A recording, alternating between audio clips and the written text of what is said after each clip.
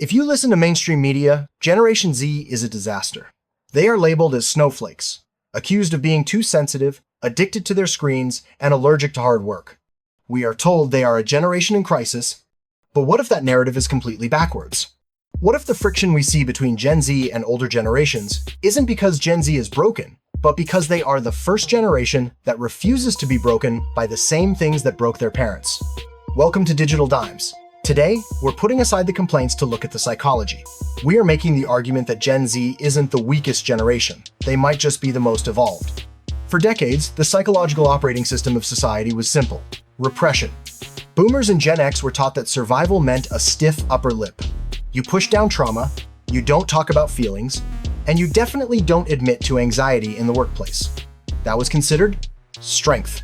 Gen Z is the first generation to look at that model and reject it as toxic. When they talk openly about therapy, setting boundaries, or their mental health days, older generations see weakness.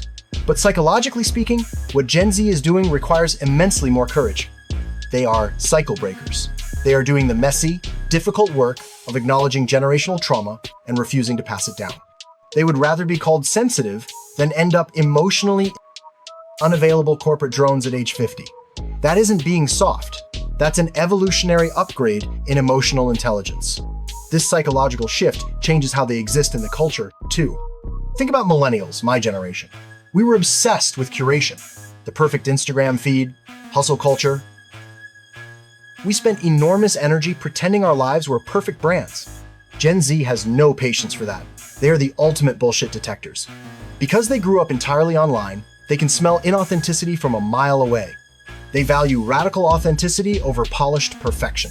They are willing to be cringe. They are willing to be messy, because being real is more important to them than maintaining an image.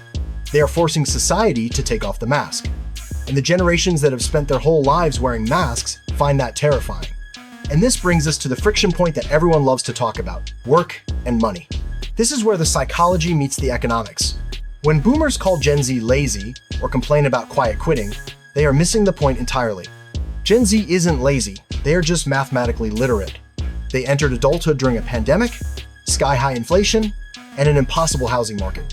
They looked at the old social contract: work 60 hours a week, stay loyal to one company, and you'll get the American dream, and they realized the contract is void. The math doesn't add up anymore. So, their psychological response is rational. They treat employment transactionally. Quiet quitting is just acting your wage. They have realized something profound. Time is a harder currency than money. They refuse to trade their entire youth for a system that doesn't guarantee them a future. That's not laziness. That's asset protection. Gen Z is far from perfect. They have their own set of unique digital challenges. But by refusing to repress their emotions, by rejecting fake curation, and by refusing to play a rigged economic game, they are forcing a necessary evolution. They aren't the generation that broke the system.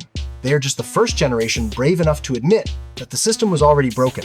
Thanks for watching Digital Dimes. Let me know in the comments, are you a cycle breaker, or are you still protecting the matrix?